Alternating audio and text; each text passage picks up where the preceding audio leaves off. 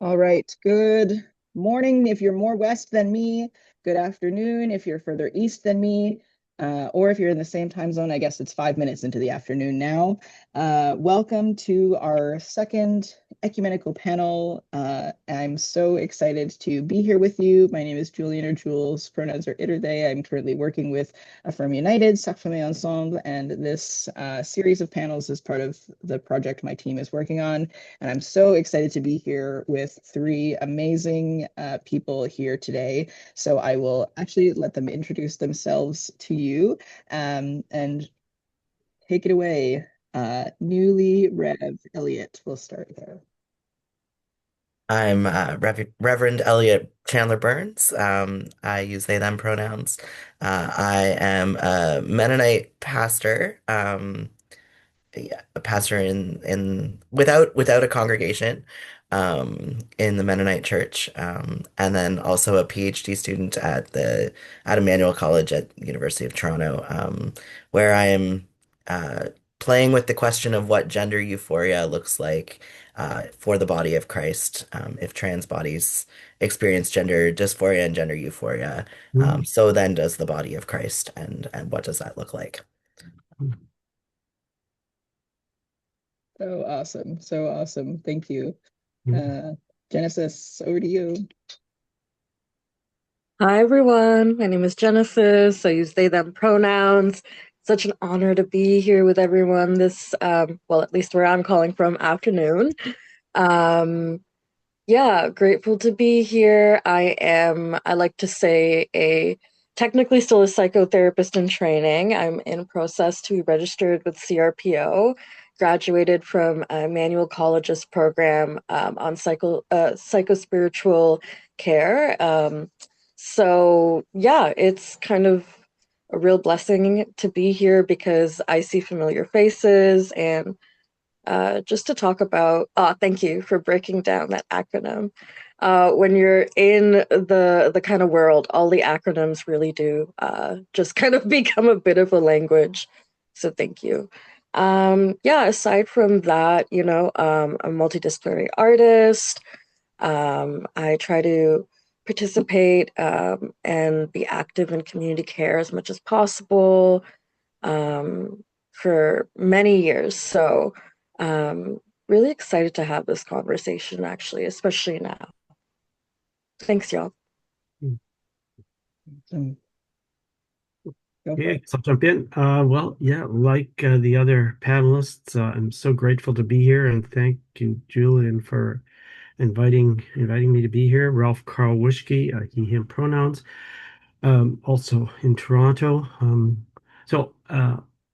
I was recently in a conversation where I was also asked what tribes I identify with, so to speak. That was, I think, the language in that conversation, or clan, maybe. I can't remember now. But I mean, I'm a Lutheran. Somebody once said, you probably have a big L tattooed somewhere on your body. Like maybe it's on your forehead and we just haven't seen it yet. Um, so I'm an old Lutheran and but also consider myself sort of ecumenical in the sense that I have been a United Church of Canada minister in the past 20 years, in between, two different Lutheran phases of my professional life. And yeah, maybe obvious to say, but a gay man. And yeah, that's probably it. That's probably enough, I guess. Yeah. It's a good first swing. Yeah, thank you. So delighted to be here with you. Any of you that are in the room with us today, you're more than welcome to offer a hello in the chat. Maybe say where you're from. We had a hello from Thunder Bay, and there's many more of you here. So we're excited to be here with you and share some stories. Um, Now to really kick off our conversation, I'm going to toss to our panelists. A question about the kind of advocacy work that you've been doing. I would love to hear, I'd love to start with a meaningful story from your time doing advocacy. What's a moment that really sticks in your memory and means a lot to you? Well, I can jump in. Thanks so much. And hi to my friends and former colleagues and current colleagues who are here this morning. Great to see you. Um, I could say, I consider myself having to have been an activist largely, but not only in the Lutheran context since the late 70s. Um, and sometime in the mid 70s, I was a closeted pastor at the same time in rural Saskatchewan. And I realized that, I was in my 20s, and I thought I could stay in the closet for the whole time for my entire career. And then I realized if I stayed in the closet as a pastor for the until I was 65, when I was 25, I would be quite neurotic probably. It wouldn't be good for me. It wouldn't be healthy. So I realized, oh, I have to come out. And when after I came out, my sexual orientation was a big part of my identity, but my call as a pastor was just as important to me. And so I thought, well, why can't I just hold these two together? Like, what difference does it make? So I just thought, like, I could just be a gay pastor somewhere. There must be a congregation that would, just not mind. Um, so I was a little ahead of my time and a little naive, I will say. But at that moment, then in the mid 80s, let's say 85, 86, 87, I just went to all of the Lutheran bishops in this country, of which there were six, and just, came out to them one by one and said, so I just like a call, do you think you'd have a call for me somewhere? I'm a gay pastor. And just one by one, like the doors, slammed shut as I had those conversations. So that was the beginning of my sort of exile, I guess you'd say. But I was part of what was then called Lutherans Concerned North America, and we were just fighting to change the church. I mean, fighting to change the church, one congregation at a time, one resolution at a time, and so, but my own sort of kind of this naivete and this optimism at the same time. Well, I'll just be an out gay pastor and that'll all be fine. But I had to, actually that took 35 years in the Lutheran community. Enough said. Thank you. I really resonated with something you said about your call being just as important to you as your identity. I've often talked about, discerning gender the same way I discern my call to ministry, right? It's very prayerful, it's very thoughtful, and yeah, so that really resonated with me in that kind of way. Thank you. I'd say it resonated with me too. I in the past little while, as I've been preparing for ordination, been thinking through what that means to me and what call is for me. Mm. And yeah, it is very much a similar. It flexes a similar muscle to discern call as it does to discern our identities. It is part of our identity. For me, a story from my ministry is most of my academic life I've spent at Conrad Grebel University College in Waterloo, Mhm. which is a Mennonite institution. So I did my undergrad and my master's there. And when I was living in residence there in my undergrad, or I guess I had moved out, but I was still like associated with the residence there. Um, and I started their queer student group. Mm. And it was just a dream a friend and I had that we, you know, brought into fruition. And I was just recently back there speaking. And I was sitting at a table of queer students, and it is just such a queer place now. There are so many queer students. It's really beautiful. And I was sitting at a table with them, and they were like asking, "Oh, like, was this queer students group here when you were here?" And I was like, "Oh, yeah, like I started it." And there's, these young undergrads just excited to be sitting with the person who started this queer group. Like, oh, well, what was it like back then? Like, did you have gender neutral floors? Did you have, gender neutral bathrooms? I was like, no, we didn't have any of that. Um, and yeah, so I think sometimes it feels like change in the church is really slow. And it takes a lot of energy and it takes a lot of time, and it can be exhausting. And then every once in a while, it's like, oh, we've actually come a ways. We've actually made some progress. There are, students who are able to be out and queer in a space that, when I was there 15 years ago was not as safe. And that's pretty lovely. So that's what keeps me going as I continue doing this kind of work. I just have a follow-up for you. I'm wondering what it felt like to sit at that table and have those students like maybe even oogling at like, wow, you started this. That's so awesome. I imagine, if I was alive at the time that the Toronto Homophile Association started at U of T, to have met the person that did that would be really incredible. So I'm curious how it felt for you to sort of be on the receiving end of the joy, or I how mean, the students are feeling. it was real cool.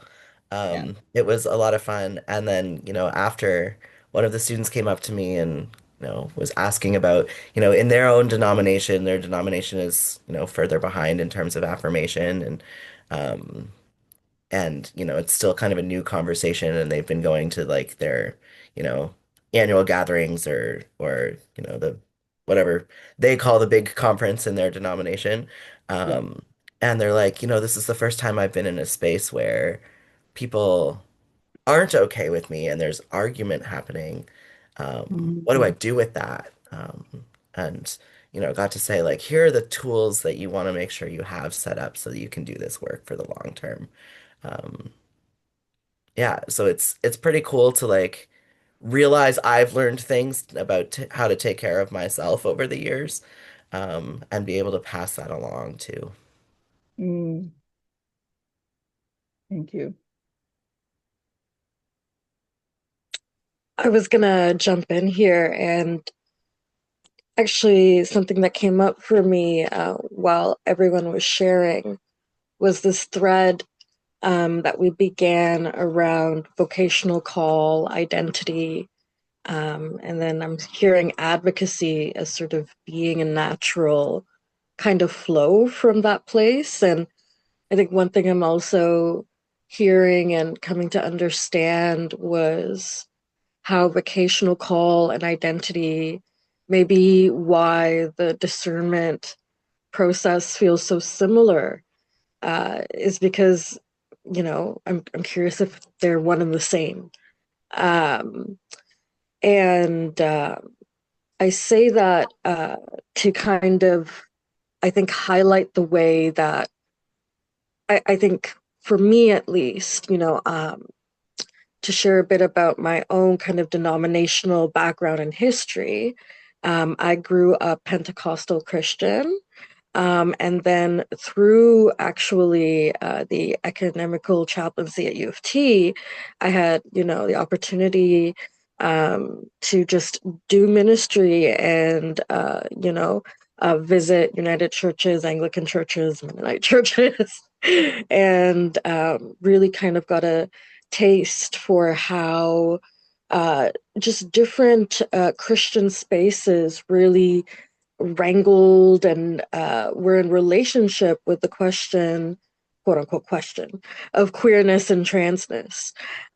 So it was, yeah, it was, I think, a really good almost reminder to hear you all share how vocational call, identity, advocacy, they all flow from each other quite naturally, especially when they're all in alignment. And I've seen that in my own life with the way that um, I have come towards a sort of like spiritually fluid orientation because of all my work.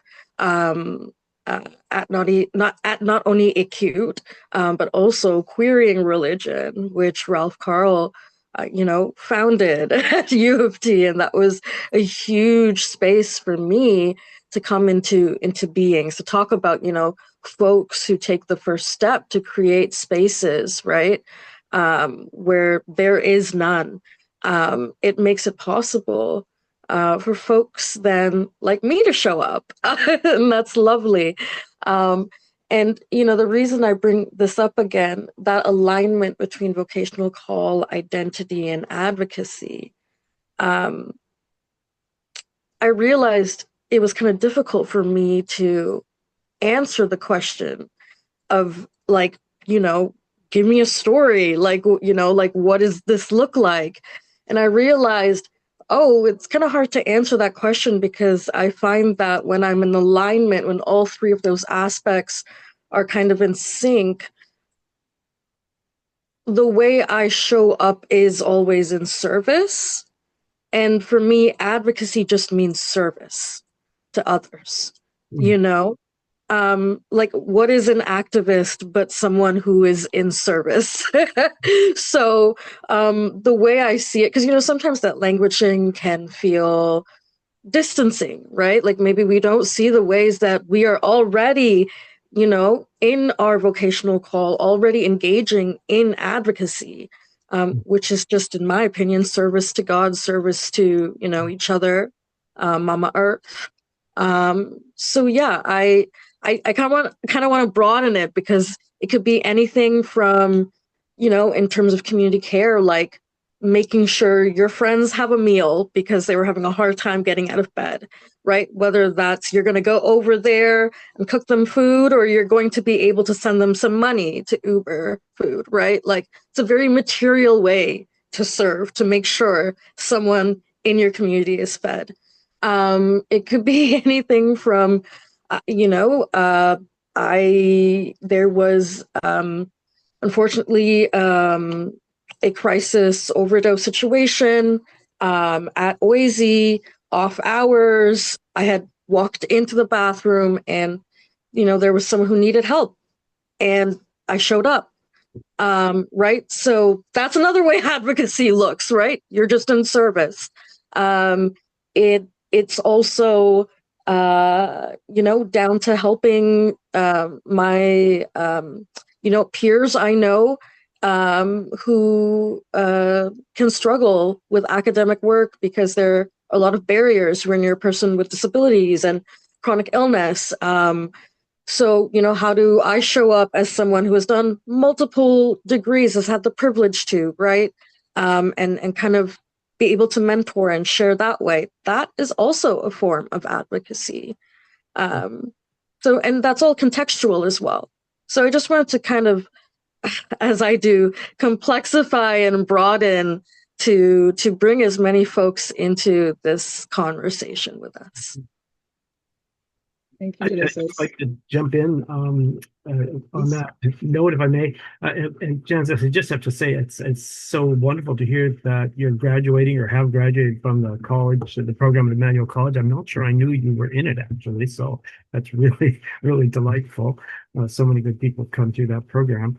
But I think what you said, just as you were speaking about these things being intertwined, I mean, that's the word I use, like the sense of vocational call and the sense of gendered and, sexual orientation. Those things are very intertwined, and we should, I think we often think of them as discrete silos or something, but I often said, and I'll say this kind of slowly because it's a bit of a tongue twister, but I've said for years in writing and elsewhere that my way of being a religious person is a gay way of being a religious person.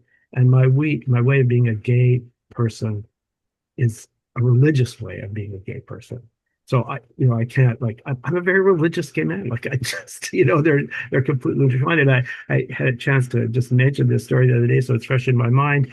The reason for this, for me at least, or one of the many reasons, is that when I was an adolescent, a little baby fag, to use that word, I hope no one's offended, and a confused adolescent, actually, in rural Saskatchewan, in a large, somewhat German-speaking, Lutheran congregation. The new pastor arrived, the fall that I was going to be starting confirmation, right? So I'm a sexually charged 14-year-old, and this 26-year-old pastor arrives from the United States who looks like an escapee from a boy band. I immediately fell in love. He was one of my first big crushes. So I was a star of the confirmation class. So my entire religious formation as an adolescent was highly sexualized. Like, it was highly, highly sexualized.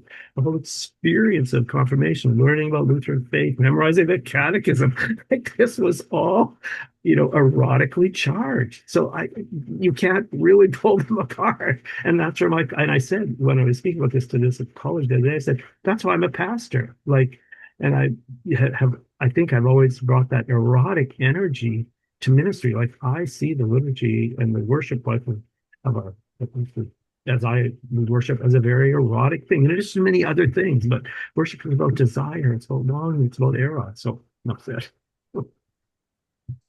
Yeah, thank you for that. I totally agree, right? There's this piece about embodiment that we're talking about, right? Like we are so deeply in our bodies when we're navigating these feelings of eroticism, of eros, of transition, of hormones, of, how are we sitting today? It's such a deeply embodied experience in the same way that religion and spirituality is so deeply embodied. They're so intertwined. I like that word that you use. And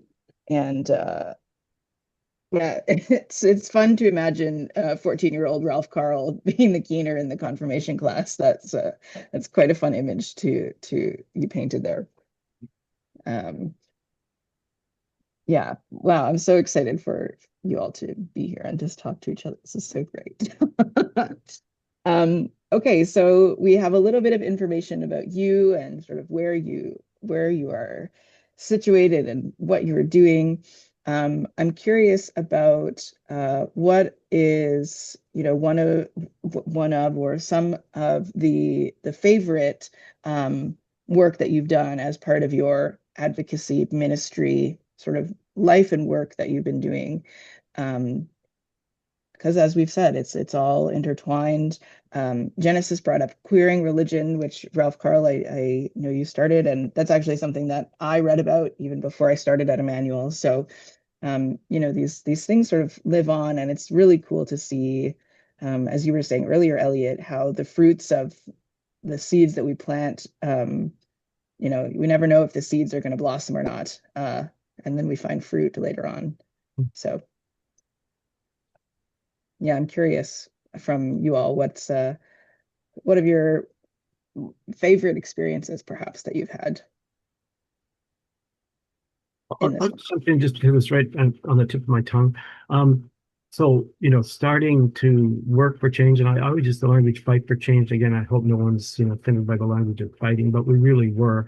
And, the queer activists that I, was meeting with in the 80s, all the way through the 80s, every second year we'd gather. And often I was the chair or on the board, and chairing that group was like chairing a team of wild horses. Like, because they all brought so much commitment and passion. Nobody was a follower. They were all leaders in their own context, right? And so here you are trying to chair a group of leaders. It wasn't always easy. But for many decades, that group of, in that context, Lutheran queer activists, we were always outside the structures.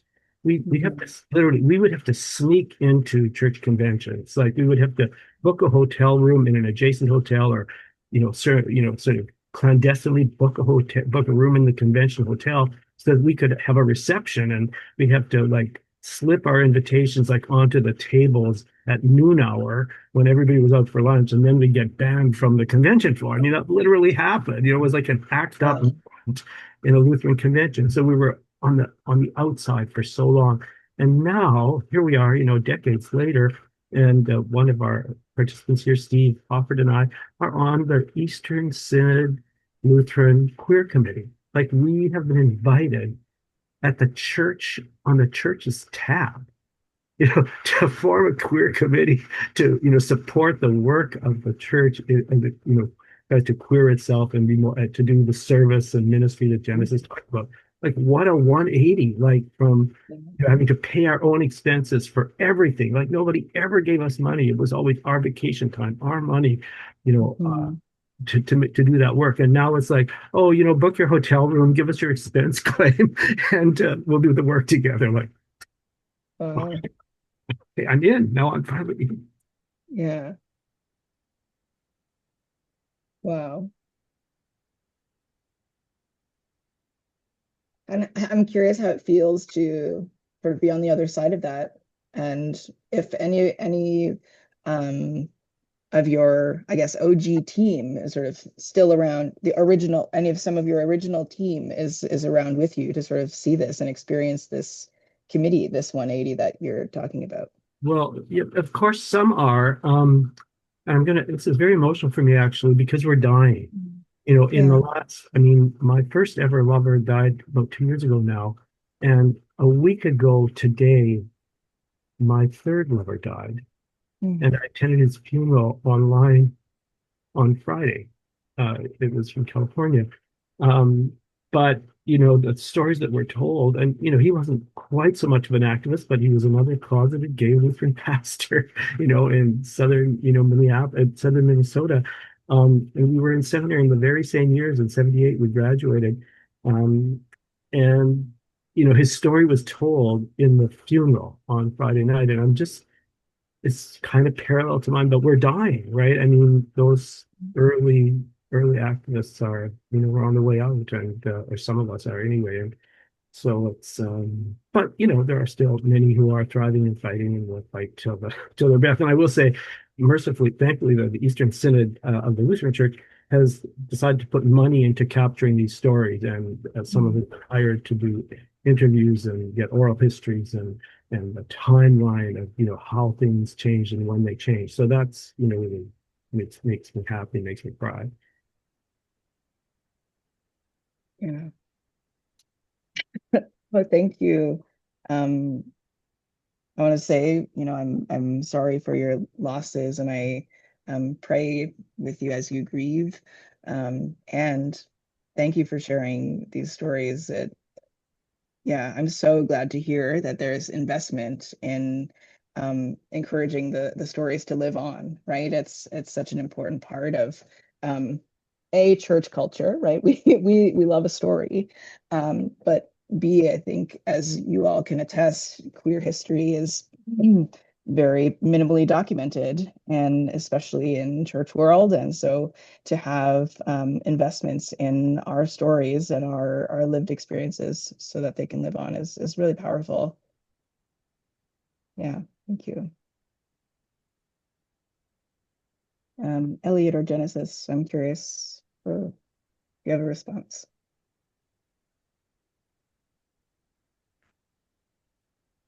I think some of my favorite work has been when I integrate art into advocacy. Um, I've done, you know, poetry and been involved with making zines um and I collage a lot of the time, and my spiritual direction is art based. And You're I speaking think Genesis language right now. yeah, I think I think there's something very special about integrating the work that we're doing, the hard work, with creative expression. So I think that's been some of my favorite. Uh, and I've also appreciated, I was involved for a little while with a queer Christian group, that, for a while I attended and for a while I led. Um, and, it was a time to sit together and share stories about our queerness um, and how it relates to faith. And we would break bread together, um, and yeah, I started going to it more because I was on the planning committee for it. But then for a while I was just attending, and wasn't putting the work into plan it. Um, and I mean, I was out as a bisexual woman for a while. And then, in that space, that was the space I was able to kind of explore like more of my queerness and figure out that I'm trans. Um, and so I think another piece that's a favorite is just the longer I've been doing the queer advocacy work I do, it's deeply tied up with learning about myself. Um, it, it's unsettled me in terms of like I I continue to learn new things about myself. And I'm not like this set moment in time and oh, today I just have full clarity and know who I am, but I've been able to learn and grow, and um explore who I am and play with it, and that's that's fun. Um, I think sometimes we think about queerness as this scary thing, like, oh no, I have to figure out who I am. I have to know, what kind of people I'm attracted to and what my gender is, and I just have to know. And um, when you break out of that, like needing to have it all figured out, it can actually be like this lovely time of play and learning, and I've really appreciated that process. I can't help but hear. Sorry, Jules, did you want to jump in? I was just going to say I couldn't help but hear that element of playfulness as it relates to like just queerness and transness in general, and especially when Eliot, you brought up gender euphoria being such a core part of your own research, right? How that shows up in the body of Christ. I'm like, yeah, play. Play and art being such a vehicle for that play. As someone who's Pentecostal, like immediately that evokes for me like play um, evokes queerness, that evokes the spirit, right? That evokes spontaneity, that evokes also presence and embodiment, as we've also been bringing up. And something actually that came to mind as you were all sharing for me, um, kind of this kind of fun part and fun in the sense that I think it's also what makes the work sustainable and makes the work purposeful. I find is sort of the relationships that come out of just being in service. Like when thinking about advocacy, I really do see service as being the modeling of what I am trying to advocate for. So, like, my words are embodied. My actions, I pray, will speak louder than my words, especially when it comes to meeting people's basic needs, right? Which I think right now, more than ever, when thinking about you know, what does, queerness and transness and spirituality look like together? It can feel really heady, can feel very like almost disembodied. And I can't help but be like, well, all these things are still within our very material conditions.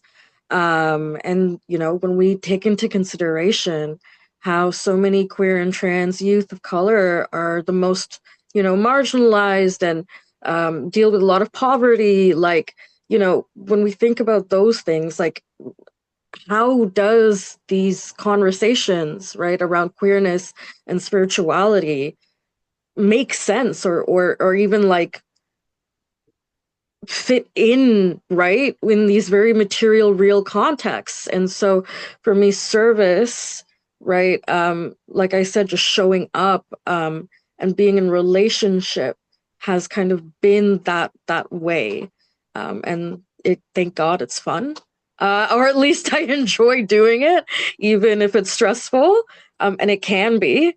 One can still be in relationship even in the midst of crisis, as we all know. And I think there's like real medicine in that. Um, and yeah, that's the fun. I think that part of it is finding that medicine, like finding that, oh, this is why, when all of it clicks, and it's because you're in relationship and there's a harmony there. I think that's also the fun. It's like that's the spiritual aspect for me. I'm like, oh, that's how I know. And that's also the pleasure play aspect of it feeling reinforced for me, even in the most dire of circumstances, right? I think a lot about queer joy, trans joy as being a big part of why we're still here. So, and a lot of that has had to happen through crisis, through survival. So, um, yeah, just kind of bringing all those pieces together for us, and grateful we can talk about this. I really appreciate that. this semester for school, I'm in two courses that are very philosophy based. So I'm reading a lot of Western philosophy. It's very heady. I'm tired of thinking so much. Um, and, it's all wrapped up in like who we are and how we know and what truth is, and it's asking all these big questions. And I think when we get into the super heady philosophy stuff, we forget that like those embodied material realities really actually, um, that is how we know, and that is who we are. And we can't just intellectualize the whole thing and call it a day. So I really appreciate this theme of embodiment, and the idea that the experience of joy, or the experience even of suffering, Mhm. and marginalization, like those experiences matter, and they tell us something about the world and about who we are. And yeah. Mhm. Oh, there's just so much here. It's so beautiful. And I mean, we have sort of the expert in sort of lytic play in the church as our facilitator here, right? So, Julian could weigh in. I just, have a couple of comments. I mean, one, I did the heady philosophy too at my THM at Emmanuel and at the Center for Christian Studies, a lot of Foucault here. And I think from Foucault, I learned something about, our bodies are inscribed with the history of queer, activism and suffering. I mean, I've been HIV positive for about 40 years, and soon be 40 years. And so, I've seen a lot of HIV, and so that our bodies carry that, right? I mean, it's very embodied, right? Um, so there's that, and I've seen a lot of suffering too back in the day. To switch to what Genesis was saying about the playfulness of it, I think we often, as religious people, take our religion so seriously, like, oh, we're going to church now, put on our serious hat. And in fact, and I've been reading a liturgical theologian about this, like church is, in addition to being everything else that is, it's play. Like going to church on Sunday is play. And as a Lutheran, I put on my dress up clothes. Like this is, go to the closet, find your dress up clothes and go and play together. I think we forget that. We think, oh, it's serious because it's church. Well, and I think that's a contribution that, queer people, not only queer people, but queer people can bring to the life of the church is it's playful, it's fun, it's ludic. So let's not take ourselves so seriously all the time, right? and and to think like our scriptures, actually many of them are playful, Yeah. or our jokes, or our satire, or so even the tradition that we have been cultivating for thousands of years is has been a place of play, and I think sometimes we've lost that too. Oh, yeah, you all are totally speaking my language. I think all three of you know this, but perhaps some in the room don't. I do drag as a clown, and very regularly my spiritual practice and spiritual leadership is intertwined with play and silliness and just being completely ridiculous. And I'm constantly talking about we need to take ourselves way less seriously. Like this is we're all supposed to like be here and have fun and feel God and be in relationship with each other. And sometimes that's dancing around, sometimes it's splashing water around. Like there's a lot of things that we can do to be embodied and sort of explore in these ways.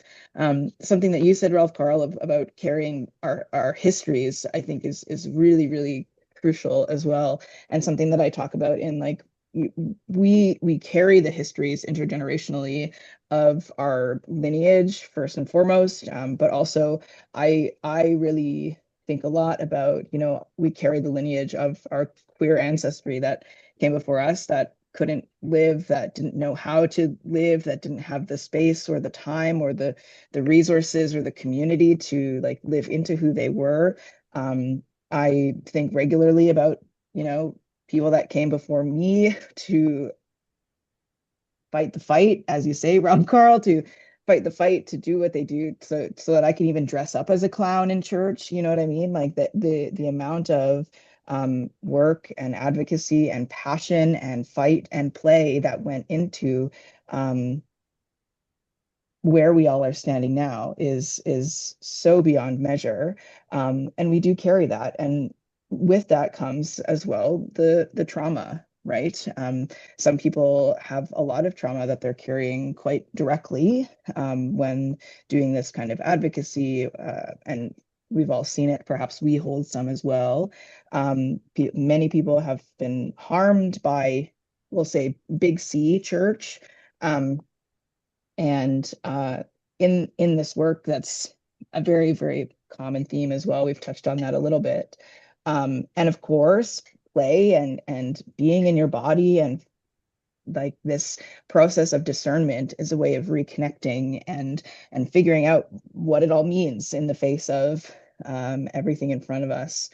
So the next sort of stream of thought that it actually is flowing so perfectly, y'all are so amazing, is I would love for us to think ahead, and as pastors, therapists, caregivers, I'm curious what your thoughts are about how communities of faith or people wanting to support this work, how can they contribute to this kind of advocacy, to this play, to this embodiment, to this discernment, and how can people be supportive of this work, or of people that are carrying these things that we are carrying with us.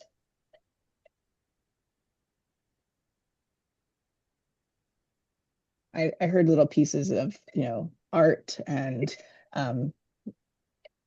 really tangible practice, I think is a really great suggestion. Messy church is a whole brand that I love.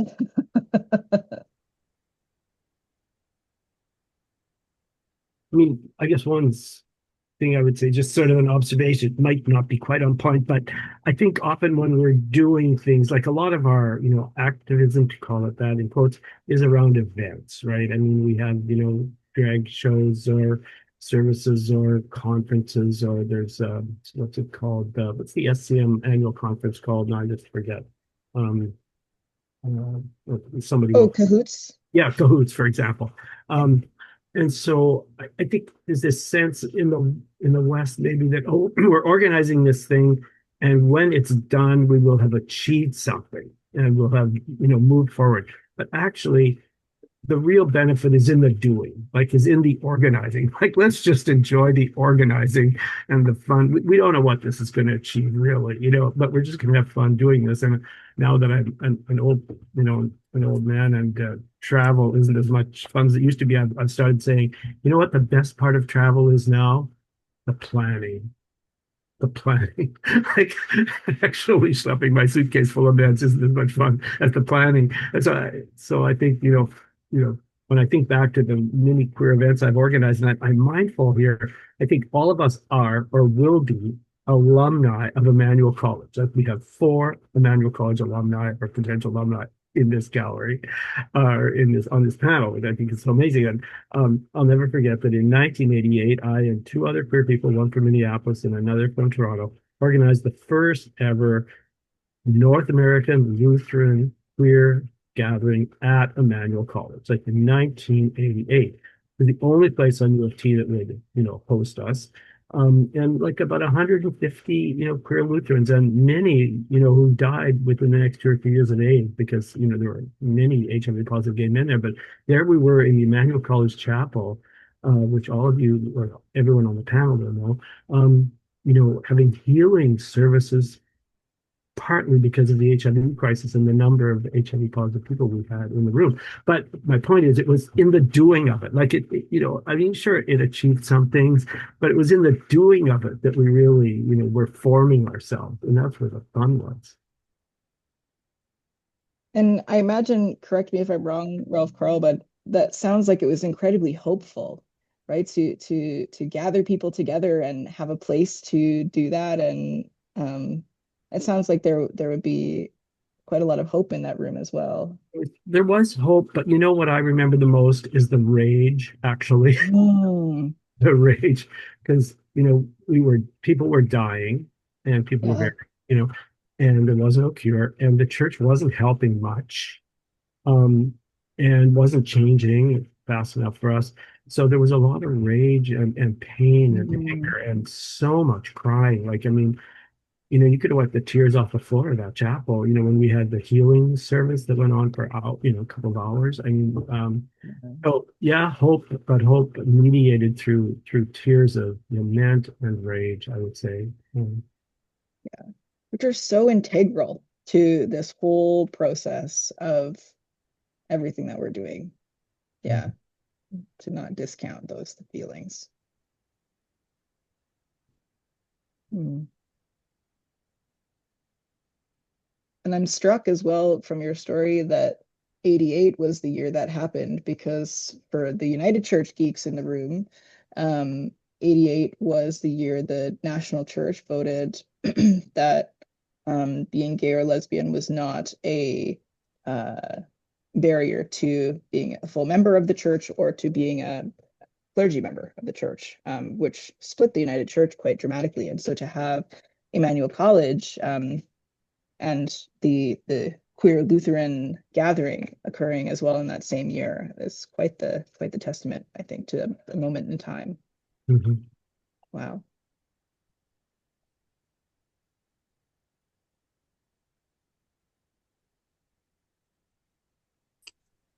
I'm just reminded of how important uh, this history is.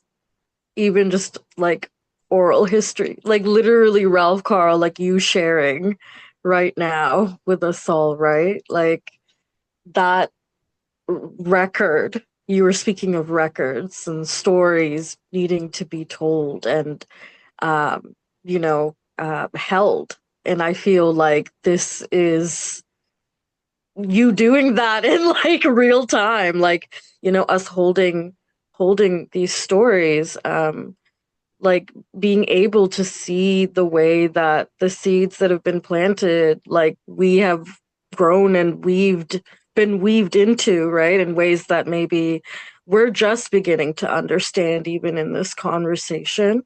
I can't help but think, wow, like that, if that isn't kind of evidence of the fingerprints of God, I don't know what else can be, um, and I think it gives me a sense of hope, and I think I really do understand the in real time now, even the value of listening to our elders, because it gives us a sense of perspective, and I think it gives me some hope to hear that just as, you know, you and folks navigated moments of rage and grief, like it's still happening. Mhm. Um, and we're able to do it because y'all did it and are doing it, So it gives me a sense of like, yeah, we are part of a lineage. Like we are part of um This has been done before. yeah, exactly. That's exactly it. It's part of that remembering, Mhm. right? That Mhm. happens when we story tell, when we share history like this. So thank you, because I'm feeling it in real time and in my body. And I think Mhm. it's a beautiful thing to experience together. Thank you. Yeah, I walked into today being like, one thing I want to make sure I say at some point is the importance of queer story. And then turns out I didn't need to say it at all. Uh, um, yeah, those our stories are important. And I think in terms of people who aren't queer that want to do advocacy work and want to continue um, keeping the church a queer space, which church is inherently queer Mhm. anyway. Totally. But yeah, so people who want to be allies and advocates who maybe aren't queer themselves, I think can remember the importance of sharing those stories and learning those stories and learning stories that maybe aren't their lineage, their heritage, um, but are part of the witness of what the Spirit has been doing. Um, for, you know, since the 70s, but much longer than that too. Um, yeah, so share queer stories, read queer stories, listen to queer podcasts, um, yeah. Mm, Learn about church history that the church history that doesn't get told very often about queer people and the work that we've been doing. I mm, just wanted to jump in and say, like, when we speak about hope, like cultivating hope or practicing hope, and then thinking about sustainable ways to show up, especially now, this is it. Like this is exactly it, right? Modeling in real time, what it means to cultivate hope as practice, hope as us coming together to be able to hear, to listen, to share, to remember. Um, and I can't help but also think, yeah, that is devotional, that is a religious practice. And also so deeply queer and playful. And that it could be in the same space together, I think that that's also what makes it sacred. Um, so thank you everyone for, I think, that reminder as well. And once again, real time. I I'm really moved by this. I I think it's such a incredible testament to the power of story, and embodied story, especially embodied story that we carry with us, that we um, act out, in a Judith Butler kind of way. We're performing our story all the time and everything that we do. Um, and I wow, I'm so incredibly moved by the three of you. Thank you for all of this. And I'll share a personal story. One it is a real testament, I think, to this as well. During my placement I did a couple years ago, we were accompanying a congregant in the end of his life, and he was a gay man in his 80s who was a musical theater nerd and did a whole bunch of activism. And a lot of um, a lot of the time that we spent with Bob was hearing his stories. And I remember during the placement, like, am I supporting him enough? Like, are we praying enough? Should we sing songs? Should we, what are we doing? Are we doing enough to support him? And what we talked about was, you know, hearing his story actually is so much more than we think it is. And hearing the work that he did, the musicals he acted in, the eras of fighting in the church that he went through, hearing those stories and being able to hold them in our bodies, in our notebooks, in our um, Zoom calls, being able to carry those stories with us actually is so profoundly meaningful. And now, years later, it still is sitting with me clearly. And here the three of you are talking about the exact same thing. So, so incredible, and such a very tangible way for community to build, and for, as you say, Genesis, devotion to be shared. Um, Before we jump into questions from the room, I want to pose one more, um, in this sort of vein of what are your dreams for the future of this work, of your work, of um, what we're doing here? What is your big dream?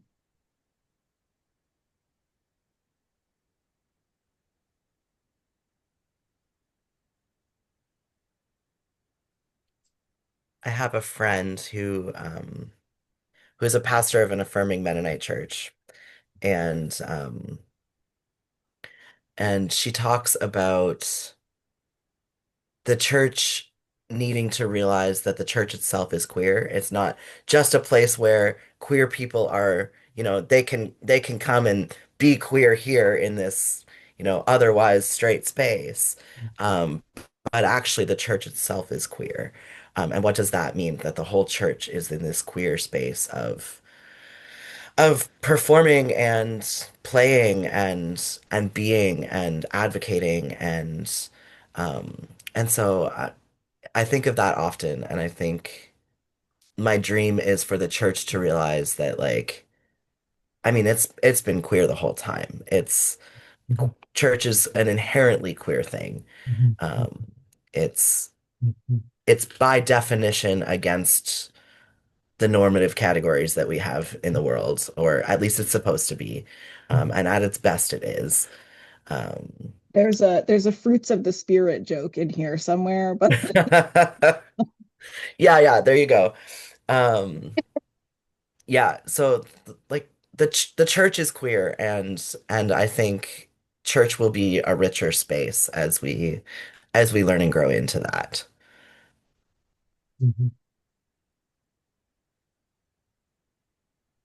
I couldn't agree more, Elliot. There's I mean, I've often said, like, we, again, for, liturgical Lutherans and Anglicans, maybe, all of us celebrate Holy Communion, right? So we're celebrating Holy Communion, and we're thinking, oh, this is, the sacrament, right? But what are we doing? Like, for, people who believe in the real presence, or like, we're eating and drinking the body and blood of Jesus. Like that is queer. Like, but we've become inured actually to the queerness. We've straightened up, the mass so that it's not queer anymore, but it really is. And so I really resonate with that, and I think that's part of the future. And I remember many years ago. Again, I'm losing names and terms as I get older, but.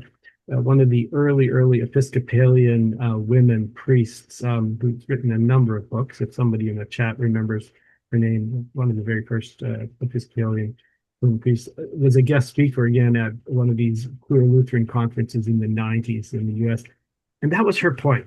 The point you just made, Elliot, was that, our task and the future is in coming to that point where everyone in those pews understands their queerness and understands that they're participating in something queer. And it's just not, as you said, a normally straight place where a few queer people can be let in. Yes, Carter Haywood. Thanks, Michelle. Carter Haywood was speaking at this conference, and unforgettable, address about, you know, the how the church really is already queer. We just need to recognize it, and all of the so-called straight people, if there even is such a thing, need to uh, could come to be blessed by embracing their own queerness.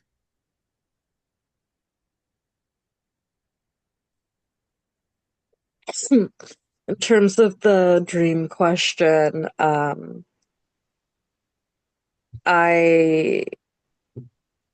I like to go big. So, and I feel like dreams, when we're dreaming, I don't have to always limit myself. So I'm going to say,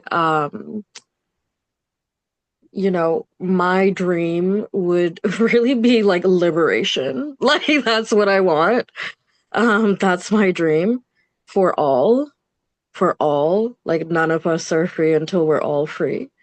Mhm. Um, and that's complex. I know that looks many different ways on the ground, but I think that that is my dream. And I think my dream is also that, like, as we're bearing, witness to multi-systems breakdown, um, who are these sort of like architects of kind of, these ecologies of care that are emerging in the place of what's breaking down. Who are the folks who are stepping up to really, like, build the actual infrastructure, the material conditions for what this next world looks like, for what we really mean when we say liberation on the ground. So to me, that's I really, that's the dream. That's the big goal dream for me. Yeah. Mhm. thank you. The three of you this last hour has been absolutely incredible. I am so moved, a little teary. Um, I wow, I'm so blessed to know all three of you. And I'm so grateful for your wisdom and your experiences that you've shared here. And I'm sure I can speak for everybody in the room saying thank you. I would like to open the floor now to questions. If anybody has any questions, comments, compliments, I like to say.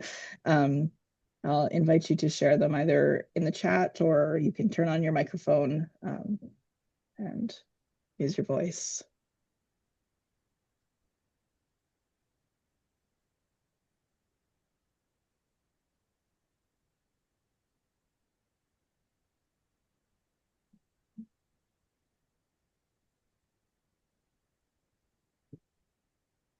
Okay. Well, I'll speak up. I'll speak up, Julian. Yeah, I just want to say how enriching it's been to be with you all this morning and to just feel the flow between all of your experiences, with each of you coming from very different theological backgrounds. I've sort of found myself drifting in and out in terms of reflecting on my own, where I find myself right now, because I've just gone back to the Catholic Church after being away from the Catholic Church for 20 years. When I came back to church, I joined a Unitarian church. I was there for maybe 6 years. Then I went to the United Church for a few years, and now I'm in the Catholic Church, and it's like a wasteland around the LGBTQ. I'm reading a novel right now written by a gay priest who's been out and active for many years. The book's called The Black Wall of Silence, and that's really what I'm experiencing. But I'm shaking the bushes, but I'm realizing that I need my backups in the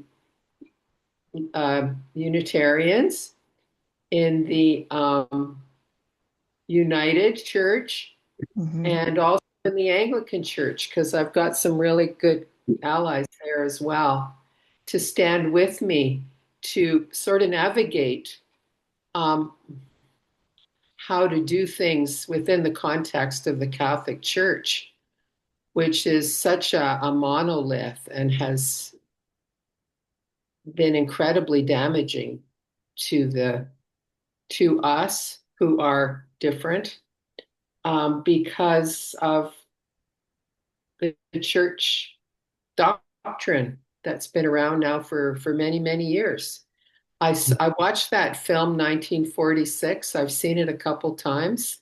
Very, very powerful. And the other film, wonderfully made. So I'm dreaming about finding an ecumenical environment where we can call people of faith from many different backgrounds who've maybe left the church, their churches, and to watch these kinds of films.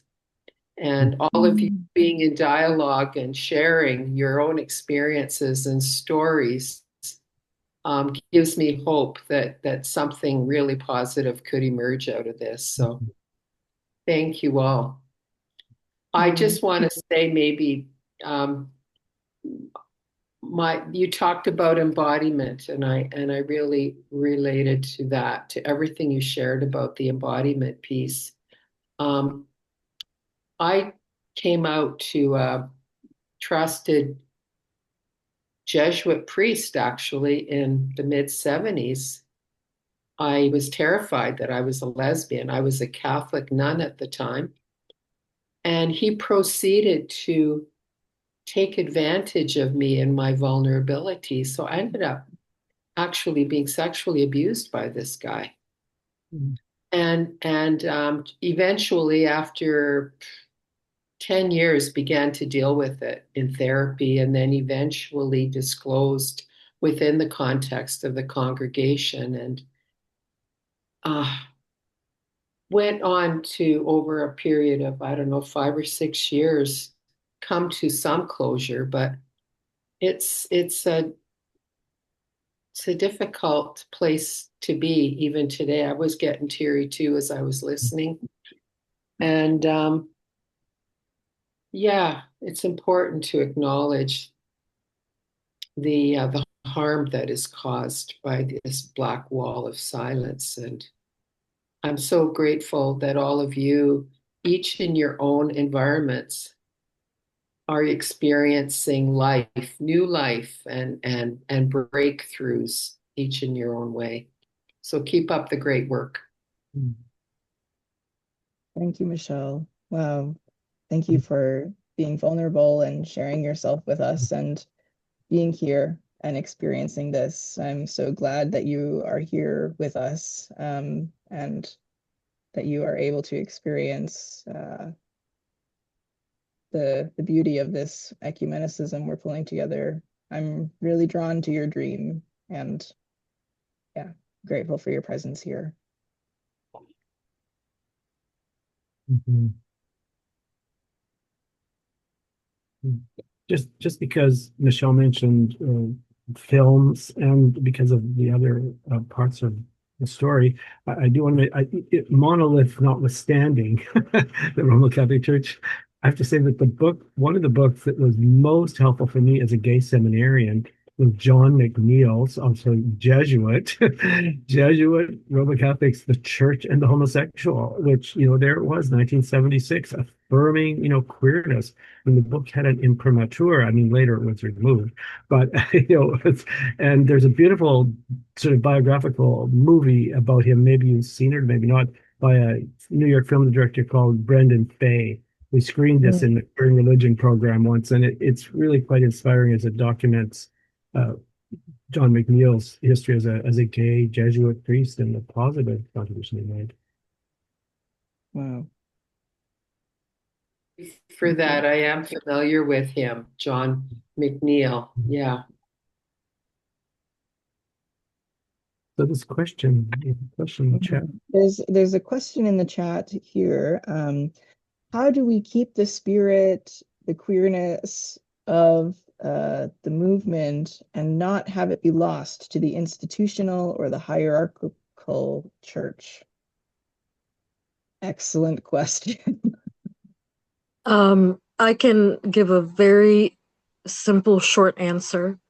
Not only, inviting and having queer and trans folks in spaces of leadership and resource management, but also literally having bodies in the space, like literally having queer and trans people and people, in the community, in the physical space, serving them, like physically with food, water, like meeting basic needs or being able to refer out, like really being embedded in the community, grounded. That's how, literally keeping people alive. Yeah. Yeah, my immediate thought was infiltrate the institutions. Um, Yes. I mean, there are a lot of answers. I think, one, just going back to my own experience at First Lutheran Church, and Genesis is aware of this as well. Early during my pastorate there, we were approached by Inclusive Voices, the T-shirt of which I'm wearing, the LGBTQ gospel choir, and they needed space, and the church is losing thousands and thousands of dollars every year, but said, okay, we'll give you the space. So by providing free space at that time for the choir, which is, I think, makes an important statement. That kind of thing. Celebrating queer lives and queer loves. I mean, it's like homophobia, like racism, is like standing in the shower. We're never really done with it, right? And I had an experience of this yesterday. I had an incredible experience of racism yesterday that I just couldn't believe my ears, actually. Still, but so the work is never done, right? So it's ongoing work. And not, I mean, I always think like the church, like all institutions are interested in self-preservation. Mhm. Whether they're aware of it or not, that's what they do, is preserve themselves, make themselves look good. So, but despite that, drive to self-preservation and institutionality, the gospel still is in there somewhere. Like it's still Mhm. there, and pushes itself through the cracks in the cement, right? I mean, that's the way I see it. Yeah, totally. Wow. Um, Yeah, I'm my, hearing as long as the gospel's here, the queers are here. oh yeah. And as long as there is an institution, we'll have something to push up against. Hilariously enough, is sort of my gut response to your question, Jen. Uh, you know, I think in the spirit of advocacy and the gospel and showing up for one another, um, uh, hierarchy inevitably gets tossed out the window. As Genesis was saying, keeping alive keeping people alive is a really tangible way to do that. And Ralph Carl had a great example of, yeah, come and use our space. That we have the privilege of having a building, and let's share it. We don't need to form a committee about it, right? We don't need to have three meetings where we hit the quorum vote and we need this, right? So there's ways to, it absolutely can get lost in translation. We love committees and we love meetings. But yeah, doing the real-time actions, something that I live by is forgiveness is easier than permission. And in this kind of work, it governs pretty well.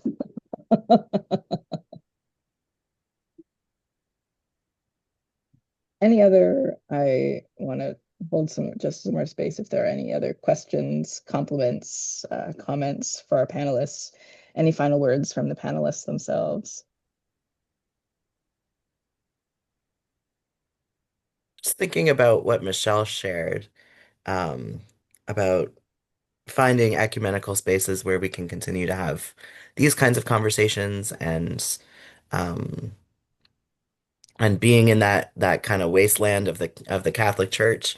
My in-laws are Catholic, and yeah, when we go home for the holidays, yeah, it's a bit rough, but I think Sarah Ahmed in Living a Feminist Life gives some tools for continuing to do the hard work of activism and pushing back against institutions. And one of the tools that she says you want in your toolkit um, is is your people. Have your people. Whether those be people that, you're reading a book and you're reading the story of somebody who did the work before you, or if it's, literally friends, people you can go to. But um, I think a lot about who I have in my corner that I can go to when the work gets hard. Mhm. Um, who do I fire off a text to after a hard day? Who do I come home to? Who do I go to dinner with to process? Um, because we can't do this work alone, and it is high burnout work. And so yeah, just think of who you've got and find those queer communities. Mm.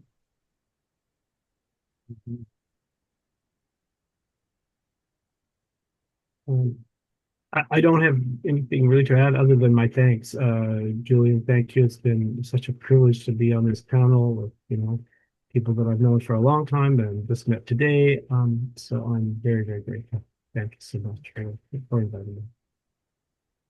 Thank you. With that, folks, we will bid you farewell for the afternoon, perhaps maybe still morning if you're further west.